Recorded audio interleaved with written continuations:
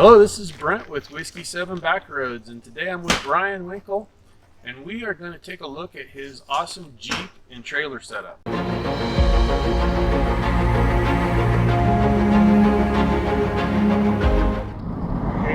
XBO, W7 Bravo Romeo. Brien and I met a couple of years ago at Expo West, and we've been trying to get out and explore together ever since. So when he was taking a camping trip with some other overlanders to the Santa Rita Mountains, Cheryl and I and the dogs jumped at the chance to tag along.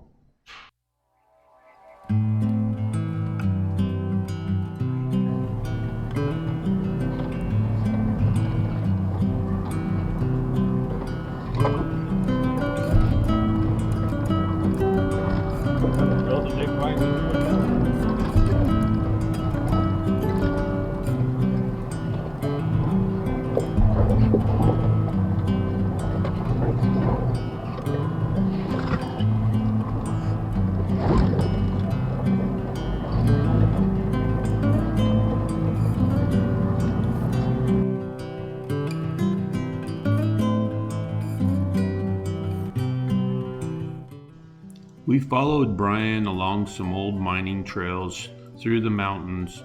Most of it was pretty easy. A couple places we needed four-wheel drive and it got a little bumpy. Oh God.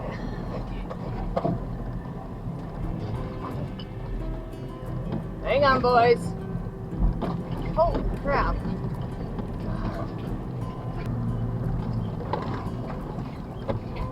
Oh, golly.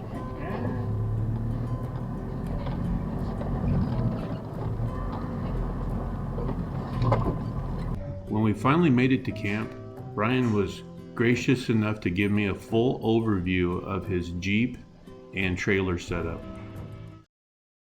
So we'll start at the front, under the hood.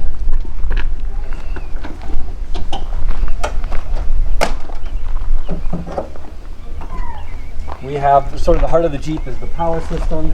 Yeah, so we have, this is a Genesis off-road dual battery kit.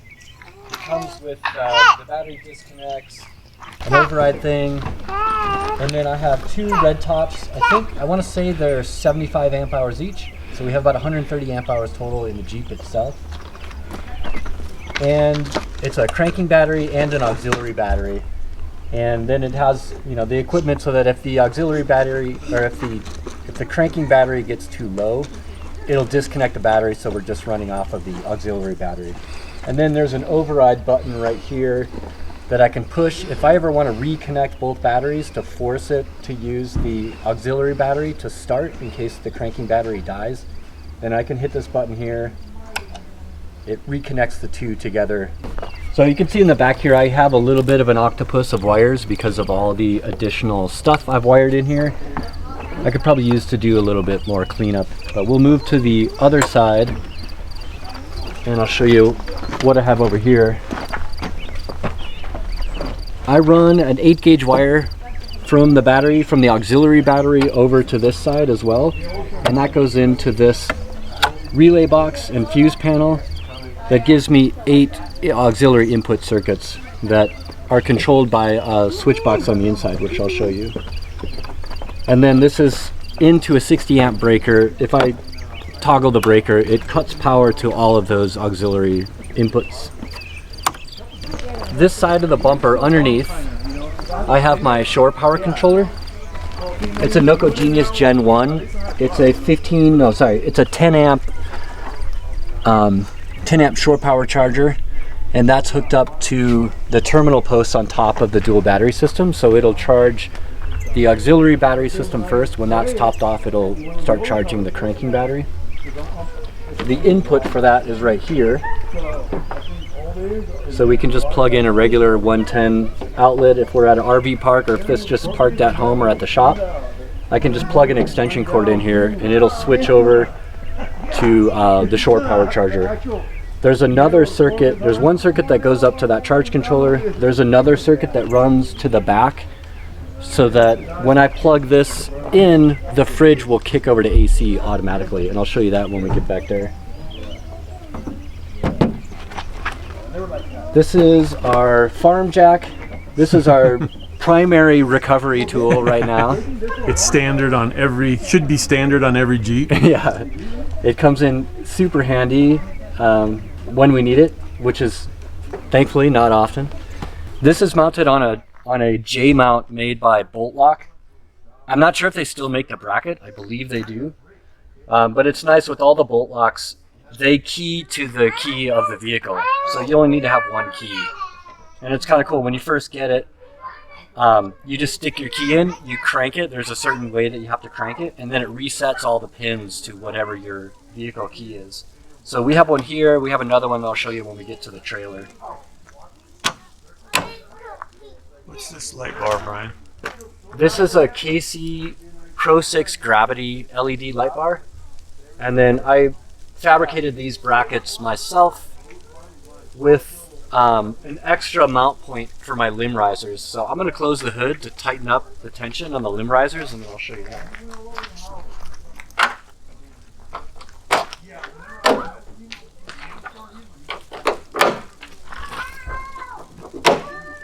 So we end up going down definitely a lot of the less traveled trails, and these help move all the mesquite branches and palo verde and pinyon pine and stuff up out of the way so they don't smack the windshield and they don't hook on the light bar.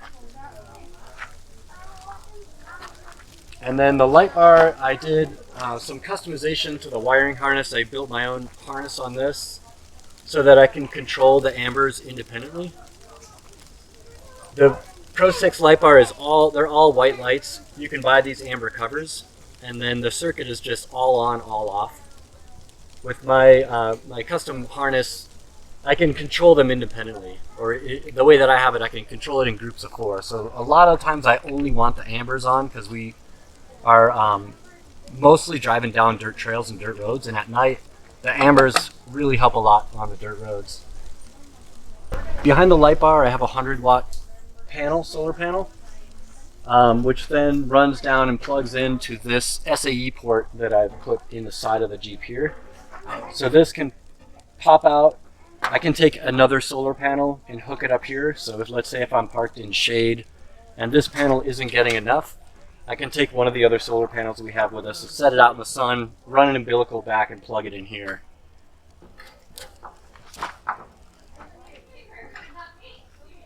The pod lights are just cheapo pod lights from Amazon, I think. I wasn't sure if I was going to want pod lights. I wasn't sure if they'd be that useful for me. So I went cheap, installed these just a few months ago to test them out. And I actually do like them. So I'll probably upgrade these now that I know I actually will get utility out of the pod lights. What else is there? This is a Gobi rack. This is the Gobi Stealth rack. They make 2 versions, the Stealth and the Ranger. The Stealth is a few inches shorter in the front here. And so I wanted a nice slim rack. It's a 3/4 rack, so we put cargo on the back, and then we just cover the first part with our solar panels. On this side here, we have a shovel mounted with some quick fists. And then one of our med kits is on the back here. Got the yellow box. Yeah, it used to be very bright, high-vis, greenish yellow. The Arizona sun, though, has worn it down considerably. And this is our kind of light trauma. We have gauze and band-aids and medicine and stuff in there. And I'll show you, we have a little bit more heavier trauma pack in another location. On the side here, in order to access the rack, we have these fold-down steps. That's one of the great things about the Jeeps. They have so many mount points that you can do stuff like this. So this is mounted directly onto the door hinges. And then I can stand up here, access the rack, and it's super sturdy. And this way I don't have to climb up on the rack when I want to fiddle around with stuff up here. I can step up here, I can get the bins, I can clean the solar panel, whatever I need. The last thing we have up here right now is our recovery tracks. And I just mounted these with some J-bolts J-bolts, washers, and springs. And so I can quick release these if I need to. I can just pull these up they swing around, and then I do that to all four, and these come off nice and quick. And then pull the tension up, hook it back on, hold it down nice and secure. This is our OzTent Foxwing awning. It's seen better days. It's been on here for about 4 years, and in this last year, the sun has really taken a toll, and it's quite tattered. This is one of the things on my to-do list I keep putting off, is either sewing up a new cover or seeing if OzTent or Rhino Rack in the States still has any. Everybody needs a project. Yeah, I have too many. Yeah. All off-roaders need a project. And then this is a good spot to point out these the lights I have on the side. I think a lot of people call these Yeti lights or Bigfoot lights. These shine directly out 90 degrees from the direction we're heading to light up the side of the vehicle. And these are just bright white LED, very, very bright. The tank is a Long Range America fuel tank. It's an auxiliary tank system that is installed underneath. We'll get a close-up view of underneath. And that ties into the main fuel system, gives us another about 17 gallons additional fuel. And then there's a switch in the front when we go on the inside that I'll show you, where I can toggle the pump that will transfer fuel from one tank to the other. And with that, we probably get about 600 miles total. On the other side of this window, mounted on the roll bar, is our fire extinguisher. So if you ever have a fire extinguisher in your vehicle, please put a sticker on the outside so everybody can find it. Same thing with a first aid kit. If you don't have one in an obvious spot outside your vehicle like we do, put a sticker on the window where the first aid kit. So if you're in a really bad situation, somebody can either open the door to get to it or smash the window to get to it to help you.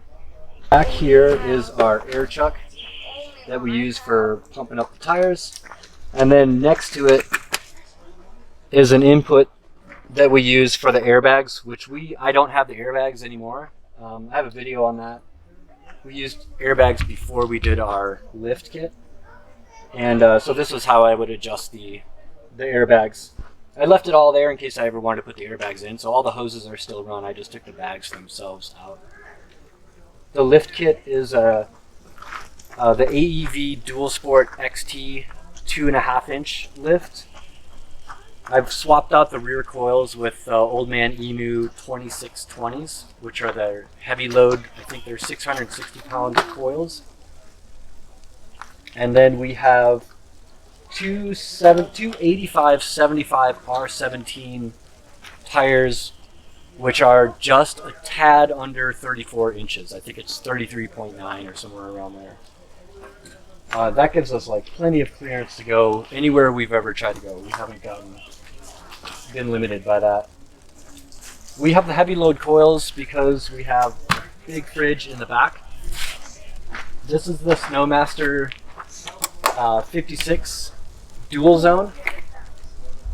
So we have a fridge compartment in the front, a freezer compartment in the back, which can be, either of the compartments can be switched to either freezer or fridge. They both are controlled independently.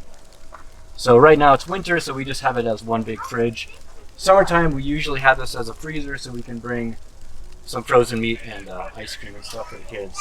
Otter Pops. The important stuff. The important stuff. Ice cream.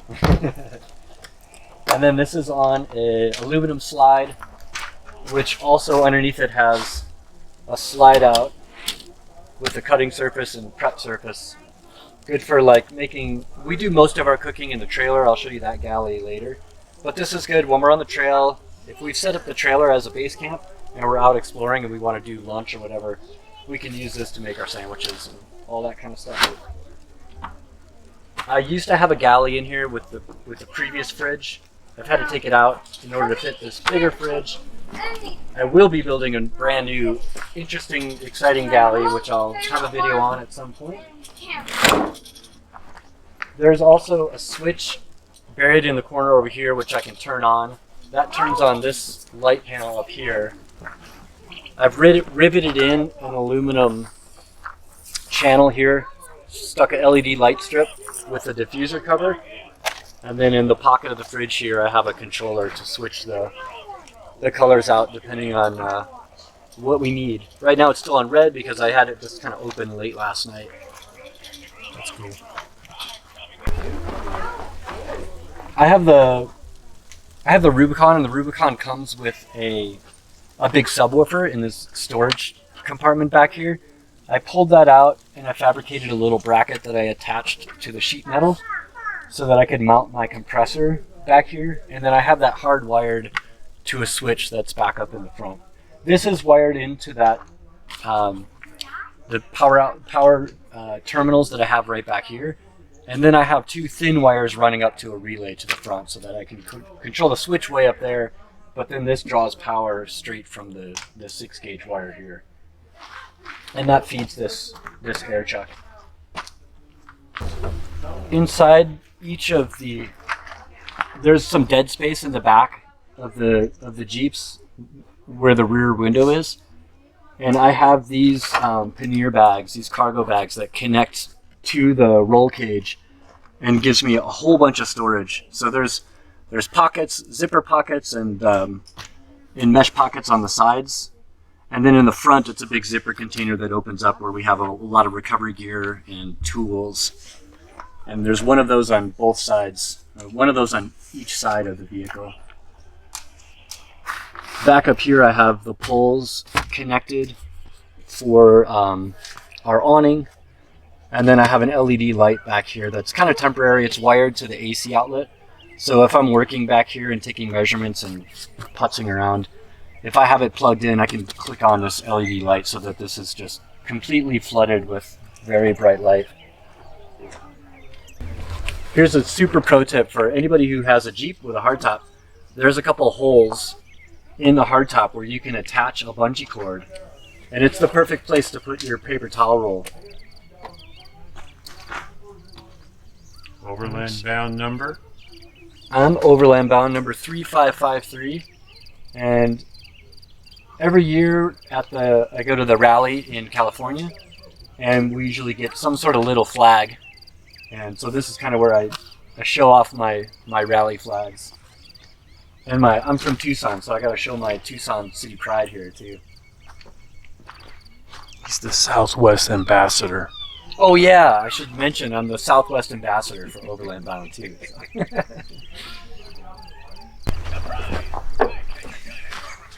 On the back we have the Titan fuel tanks, Jeep spare tire fuel tank. I think it's advertised to hold about 11 gallons. We've fit about 12 in here before. We fill it right up to the tippy top. It's an awesome tank, but it's a real pain to use. So we never use this anymore, and I just haven't got around to taking it off. And especially with the long range tank, we don't even need it anymore. But if you're looking for a tank and you don't want to go all the way to something as serious as a long range tank, I would recommend skipping any of these spare tire tanks. Who else makes one? I think somebody else makes one, maybe AED or ARB or one of those makes one. Yeah, you have to use a shaker siphon, and you can never really get all the fuel out. It gets just spend the extra money, get the Rotopacks. It's so much easier to use, and that's what we have on the trailer for more spare fuel. This is the max coupler for the trailer. This gives us 360-degree articulation, which we have tested out. We've tested out about 270 of those degrees.